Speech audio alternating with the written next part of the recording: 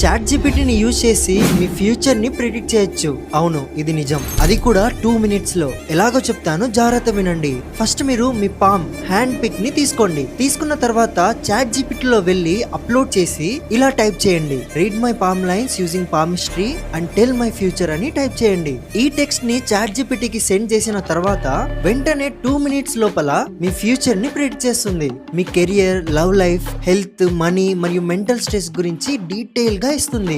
Last లో మీకు overall summary కూడా ఇస్తుంది. మీకు ఒకవేళ ఇక్కడ చెప్పింది తెలుగులో కావాలంటే ఐ వాంట్ ఇన్ తెలుగు అని రాస్తే చాలు, మొత్తం తెలుగులో కూడా వస్తుంది.